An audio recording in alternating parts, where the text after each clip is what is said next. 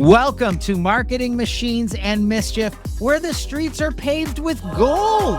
That's why we didn't have the money to name the streets. My name is Matthew Newell. And I'm Chris Stone. And on today's episode, we take on an everyday challenge for small businesses around the world. Marketing strategy. Matthew and I discuss where to put your focus and energy and what you may be able to skip right over. Plus, this week's most impactful marketing and advertising headlines brought to you by the one and only Matthew Newell. If you work in marketing and are getting dizzy from all the changes in our industry over the last couple of years, you're in the right place. Here we go.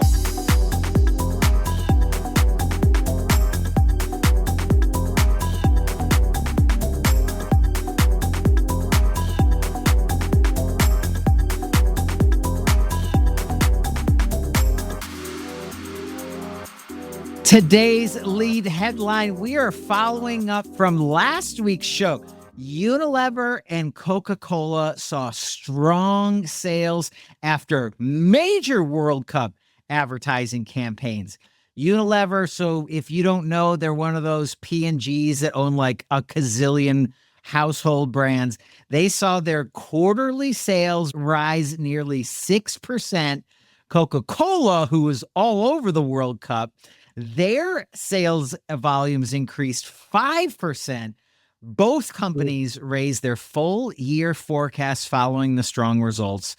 Unilever promoted 35 personal care brands across 120 markets during the tournament. And of course, Coca-Cola said Powerade sales grew 8% after it sponsored the World Cup's hydration breaks. Yeah, apparently nothing sells soap and sugar water like a billion people staring at a ball for a month. They were everywhere. Unilever and Coke didn't just sponsor the World Cup. They rented our dopamine for 90 minutes at a time. It was absolutely everywhere. I'd be interested, Matthew, to find out what that ROI is. I mean, they spent a ton of money and they're seeing a percentage of it grow, but how did it really play out? Was it absolutely beneficial? I guess we'll find out later. You're exactly right. Because you could have a 5%, Coca-Cola could have a 5% rise in sales and still not pay for the multi-trillion dollar, it wasn't trillion, but the multi-billion dollar price tag associated with the World Cup. So you're exactly right. We will keep eagle eyes on that for you, our beloved view. Hold on, I got my Chris calls this my opaque monocle. He will be keeping an eye on it with a regular monocle. Next in the news marketing queue, Meta, who we love to cover on here, says advertising rose 27% to nearly $59.5 billion in the second quarter. Before I continue, always remember that 10% of that is shady revenue. The quarter set the company says artificial intelligence is helping advertisers reach customers more effectively. Meta's AI-powered Advantage Plus ad products reached a $75 billion ad revenue pace. However, earnings missed Wall Street's expectations, and the shares fell. The company also warned that European privacy changes could weaken advertising growth. Yeah. They say that every time. Investors remain concerned about Meta's rising AI spending, which could reach $145 billion this year. God, 27% ad growth, the weak Q3 guidance, and a CapEx bill up to $145 billion. Zuck's basically financing the metaverse with Instagram Reels and hoping nobody checks the receipts before Q4. This is a lot to prove here. Absolutely. And again, I hate to harp on this, but for advertisers, especially obviously in the social media space, when they say that their revenue rose to nearly $60 billion, $6 billion of that revenue is, I'm just going to call it dirty money. So scam ads and products that don't work. And Meta loves to look the other way on it, hoping to hit those the Wall Street guidance, and yet it still came up short. So sorry. Well, they're just asking, is your money green? They're not fact checking any of this stuff or thinking it's diluting they're just, let me just, or thinking it's diluting their customers' brands either. Right. So Right. until the customers either start complaining more loudly or stop spending, it's just gonna keep on going. And our final news headline: marketing automation can help small businesses compete with larger companies while working with fewer resources. This is different from even when small businesses had nice dashboards even 2 or 3 years ago. The AI resources that are coming for not exactly a too expensive price, they're coming along for you. We are going to spend the remainder of the program talking about marketing and advertising specifically to small business strategies, which is a little tricky because small businesses are like snowflakes. No two are the same. I know, it's delightful. No two are the same. But we're still going to do our best to kind of unpack where we are right now with marketing, with AI automation. But let's get through a little bit more. Small businesses typically spend, this is a good measurement, between 2 and 5% of their revenue on marketing. I would actually, not just because I'm a marketing person, I would tend to increase that more to the 7 to 10% range. We'll get there soon. AI tools can help. AI's doing better and better with market data and improving digital content. We'll get to all that.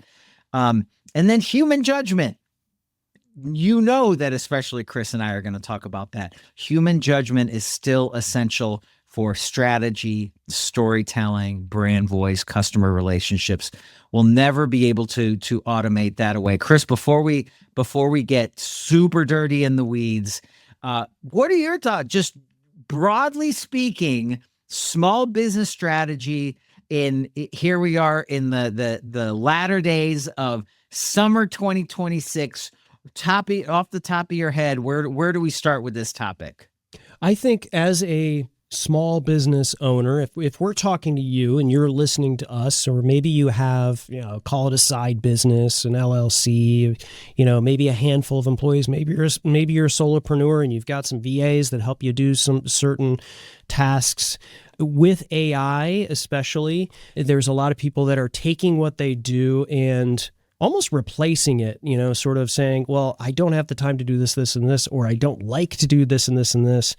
I can utilize AI to do that. And I think that's not a bad thing. And I think we should talk about what that looks like. But as a small business owner, one of the key things we all want to think about is how you differentiate yourself from other businesses that are in, similar lanes. Not everybody is doing something completely, new, nothing new under the sun, so to speak.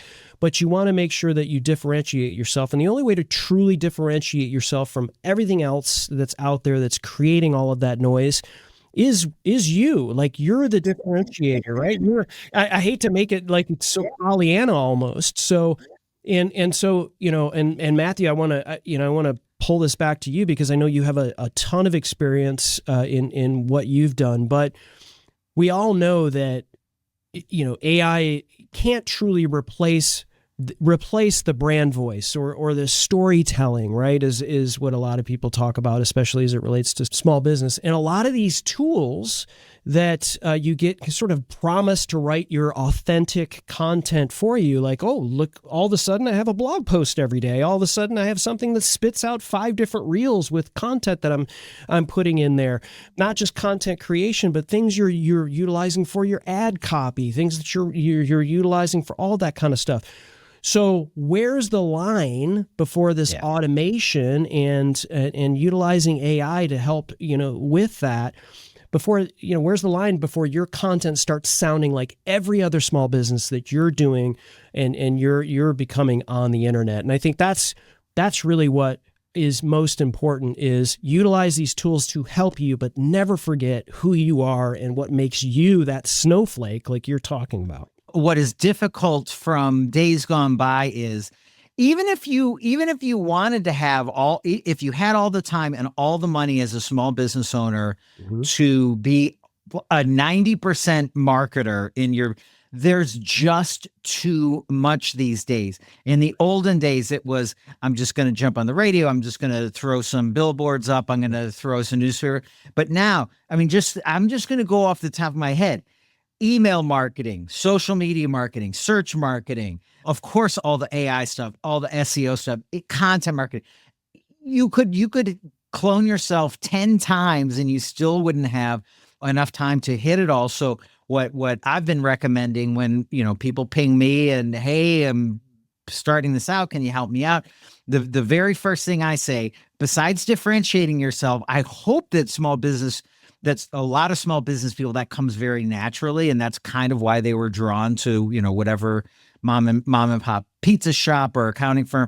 But the second thing that I love to talk about these days is first, go with your gut. Like, what's the one thing that your business XYZ lends itself to? Some companies lend themselves to lead generation. Some just naturally lend themselves to, promotional goods, that kind of stuff. It doesn't, whatever either you've started or you have some momentum with, focus on one thing, start small, and then either prove or disprove that channel. Because no matter what, even if it works, you have to maintain it. Even if all of a sudden on this your marketing tactic, let's say it is search advertising, and you're getting 10%, 15% ROI, you still have to maintain it. So get used to that, get used to maintaining it, then start the new thing, small time commitment, small dollar commitment, and then prove that in or out. Because again, we're not to a point where we can automate everything into non-existence. You still have to keep your eyes on whatever the initial one was, and then just build it up from there. And some small business owners and marketing people in small business are really terrific at doing that. I personally, it's a challenge for me because I love marketing so much. I don't have that much patience to. What do you wait 3-4 months? If I'm a small business owner, and I think I know a ton of small businesses that do this, you have to give it a sample size, right? I think I'm gonna throw light my money on fire with Facebook ads this month, and then next month I'm gonna do this, and that didn't work. You did it for 30 days, right? How would you suggest to a small business owner, start small and test, but what does small actually mean? You got a $2,000 a month total marketing budget. That's right. You can't devote, 6 figures to Facebook ads, for example. I keep on bringing Facebook ads, but obviously there's way more things that you could be doing depending on your particular brand. But like, I think what you're saying, Matthew, is who are you speaking to? What problems does your products or services solve for that particular person? Focus on that person, target that person, and where is that person spending their time? Where are they? What websites are they going to? What social media platforms do they hang out in? And where are you putting that? Where are you solving their problems with some form of marketing that would draw them to where you're at? But Matthew, back to what we're saying is like, what is a good sample size for that, depending on who you're serving? Yeah. There's an old joke in journalism that goes, it goes data point, trend. like journalists just want 2 numbers and they'll write the whole story. So I don't think it's as weak as like that, we're seeing 2 weeks of success. Some of it depends on which tactic. And some of this is just gut. You're going to know your customers. You're going to know your products. I tend to go with if you can string together 2 quarters that feel the same and they're headed in the right direction or right or wrong direction. Let's say it's 2 quarters and you really thought something was going to go right and it just is not paying off, then cut bait. If you see 2 quarters if you see 2 quarters headed in the right direction, that's when I would start looking at automating with all these, great tools that are out there. Start to automate it, and then look for your next tactic. And I know that 2 quarters or 6 months, half a year, that can feel like a lifetime, especially Sure. for us for a small business. But I promise you, it's worth it, because otherwise, you're just not getting. To your point, Chris, about data size, you're just not getting enough information.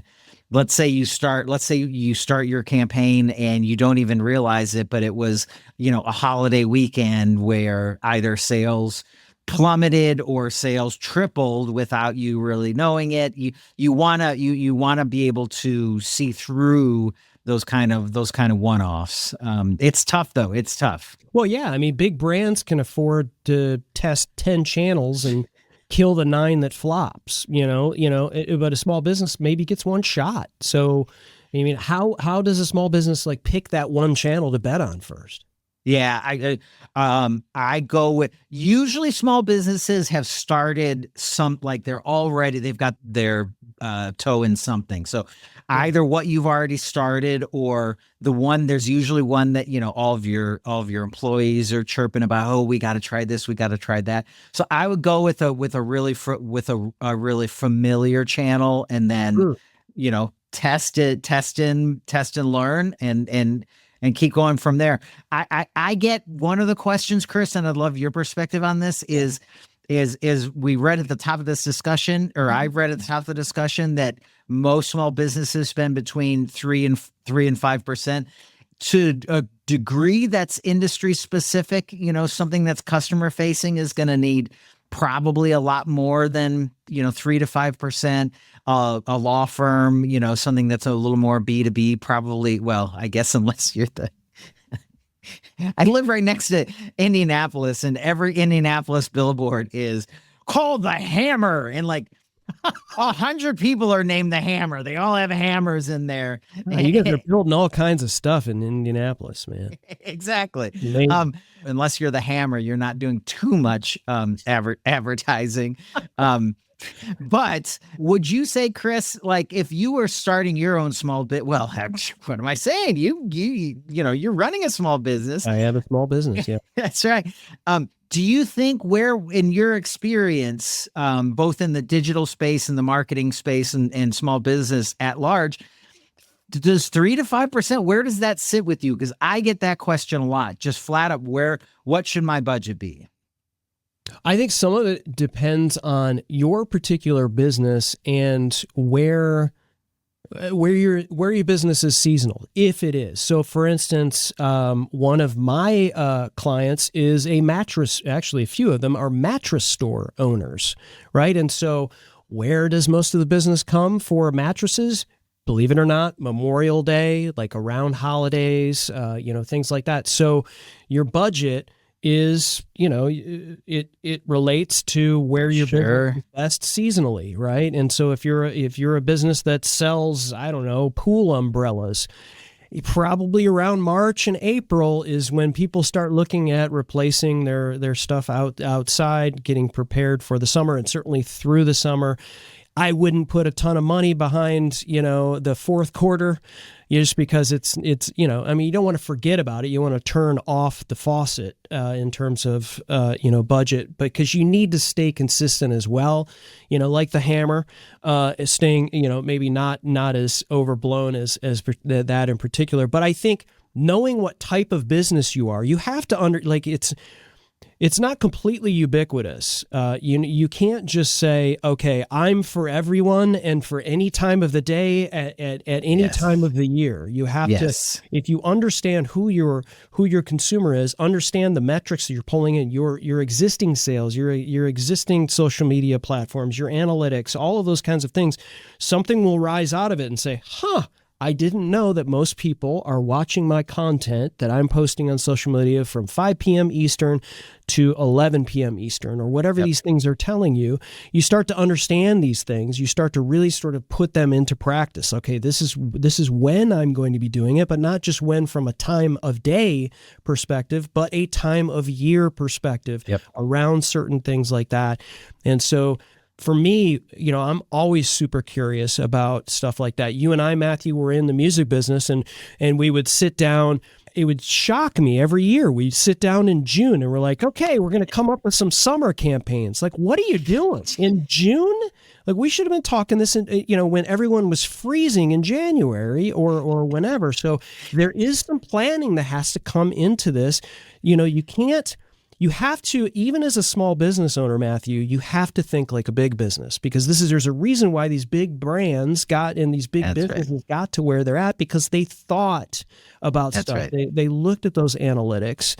And even if your analytics are small, even if you have a couple hundred followers on Instagram and you've got, and you're working to get this up and that up and that up, your ads need to be something that someone would be attracted to on these social media platforms. If you're putting up a post and it looks like an ad, guess what? People aren't connecting with that. But it's not just about paying for advertising on these platforms. If you're using your social media, don't make your social media as a small business owner look like an ad.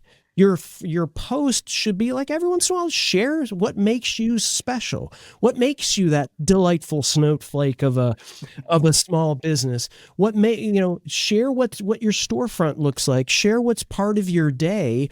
People get attracted to that, and then they're liking those kinds of things. You'll see those analytics every single day. And that's, I think, a very important component that you need to weave into your DNA of your branding as well. That's right. And it peels back the AI layer of this. When you're sharing, you're the pizza shop, and my shipment of sausages didn't show up today, that's human and that's relatable, and right. And people are gonna react to it.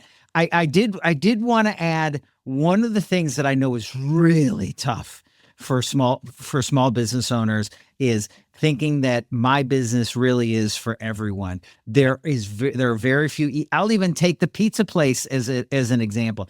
Everyone eats pizza. Well, first of all, everyone should be eating pizza. Yeah. Secondly, just because everyone does eat pizza doesn't mean that the person making the decision to order the pizza, that's not everyone. The person paying for the pizza, that's not everyone. But it is real hard, and I think that's just just part of our human nature, to go from an audience of everyone down to a very targeted audience. The second thing that I wanted to say, Chris, that you made me think of what one of my I used to love making this joke when everyone's scrambling, just like you're saying, around, oh my goodness, it's national, especially on social media, when your social media manager it's International Women's Day tomorrow, what are we going to post? And it's like, no one surprised you with this date. We've been on the calendar for like a year. And to that point, earlier in this year, Chris, you and I talked about Christmas and how well TikTok did with their new shopping cart and all of the advertising and marketing around their shopping cart. And the first thing that I said was, the big brands, especially in the kind of the industries that do well on TikTok. So think, makeup and music and those kind of things.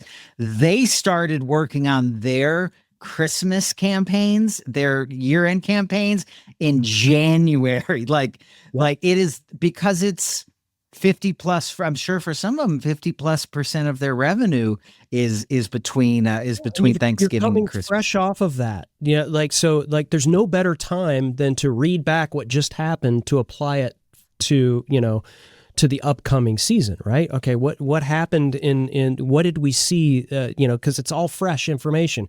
You start looking at Christmas stuff in July. Number one, you probably don't feel much like doing it because it's 100 degrees out, depending on where you're at in the world. But number two, the information, or it's fresh, it's top of mind when you do it in January and you start planning. So I think it's smart business to do that. Well, one thing I want to be sure that we mention before this conversation is over, a lot of talk goes to AI. And a lot of talk goes, marketing and advertising are at the front of the pack when it comes to AI automation. But here's something that I think about a lot for small businesses. Think about AI on two different levels. There's the content creation, almost like having a junior marketer beside you. There's content creation, writing, that kind of stuff. And then also think of the automation, which is almost like having more of a junior ops person, not even necessarily a marketing person next to you. The AI, when it comes to automation, is really more, okay, these are the things that are working. How do we keep doing it, but have fewer clicks, fewer time in there? What I would say, this is just one person's opinion, is think your competitive advantage. Everyone has access to these AI tools. In some cases, the bigger brands have access to the super high priced AI tools that you're not going to have access to. And AI backlash when it comes to content creation continues to brew. So don't think about the AI in terms of being the junior marketing assistant, because I think that could either not be very effective or might even blow up on you when the local pizza place is doing, weird AI created ads that might not work. But definitely think of AI in the background, because that's going to save you. You gain authenticity when you don't use the AI for content creation, but you gain time if you use AI for the automation, and that's going to give you, the small business owner, more face time with your customers, more time to check out your competitors, more time to go to industry events. So, and time is a valuable asset. So right now, that's where I'm standing. This world switches so fast. But Chris, your thoughts on that, and because thinking about AI marketing can just be overwhelming. Right. And so I want to touch on the overwhelming part, and then talk on the plumbing aspect of AI that I think is underrated, because I think a lot of people who may be a little reticent to, maybe they've got ChatGPT or something, they pay for the plan or they use the free plan or whatever, and that's what they're using. And they're saying, write me Instagram posts on, this, that, or the other. And then they're just kind of using what they're getting. Obviously, I'm not a fan of that, because you're going to get a lot of sameness out there. So I'm speaking right now to the person that feels like they're missing out, right? And because the fire hose is on and you're just trying to take a sip, right? Yes. There is so much going on. I have a news flash for you. You're not missing anything. Right. So if you stay focused on the person and that you're serving, the people that you're serving with that particular business, product, service, whatever that you do in terms of a small, you don't have to know how to do everything. In fact, you should not, right? You should. Yeah, good point. To the point of, even when we're talking about testing platforms for advertising and marketing, I think it's the same thing with platforms as it relates to what you want to use with AI. So it's a mindset thing. Overarching, I think, as a small business owner, don't think you have to know all the things. I got to know how to create thumbnails with Nano Banana. I got to write content with Claude. I need Claude Cowork. Oh, here's this thing where I can buy a Mac Mini and it's called Claude, whatever, and it can just run. And it's like, if you're not ready for that, that's okay. Just go in, learn a few things. There's a lot of, there's so much stuff out there. It's like I said, it's like drinking water out of a fire hose. So from a mindset perspective, don't get too, because that's just going to make you quit. That's just going to make you stop doing it, and that's going to make you frustrated. And nobody loves walking into a boutique where the owner's frustrated because they're pounding on their computer because they can't, do all of the things. Yep. So I love this, and I'm gonna turn it into like a little thought experiment. So if anyone who's listening or watching this, everyone has their favorite local small business, and I'm thinking right now there's a little place in town called the Garlic Press, and they just sell kitschy. It's a gift shop, a kitschy, fun little gift shop. Most of the stuff's $15-$20 right in there.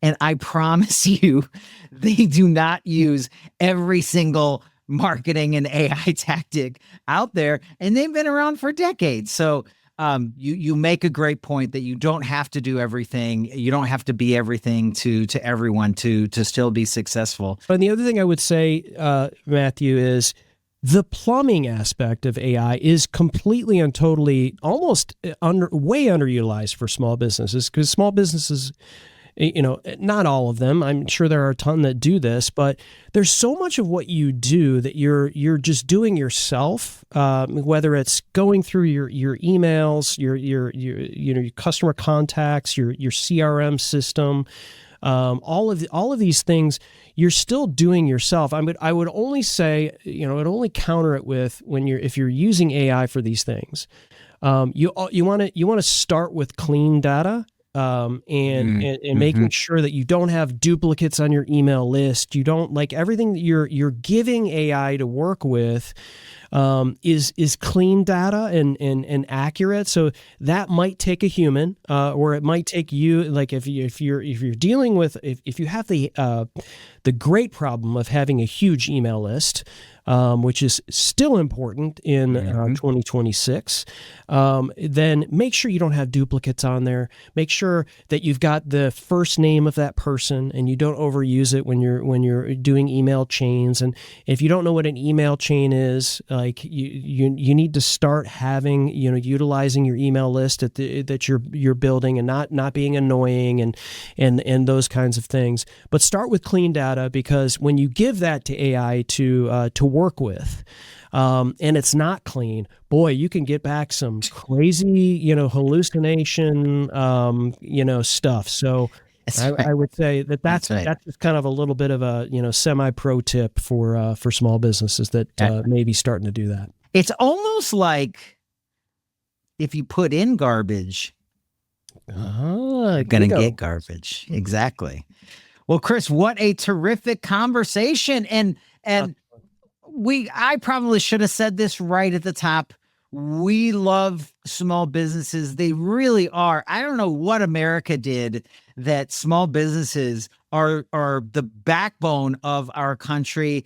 I can't remember. I'm going to get the percentage wrong, so forgive me, but it's over 50% of employment in our fair country is through small businesses. I think it's 60% of all businesses are small businesses, according to the federal definition of that. It is the backbone. We love working with the small businesses because the small businesses are actually the ones who are going to be the big businesses at some point too. So the heart of America. Thank you so much for tuning in. It's a very big, and Chris, maybe we should consider doing this on a semi-regular basis. We'll see. Provide us feedback if this is something that you want us to keep up with. There you go. And that's it for this week's Marketing Machines and Mischief. But as always, before you go down in there, click the like button, the subscribe button, all of the stuff down there. And as Matthew said, give us some comments. What you think, maybe give us your favorite small business from your area. Share that with other people, so when they travel to wherever you're at in the world, they can also support that small business. But as always, before we go, we have a little lesson learned. Just like we said, start small and grow it. Bye.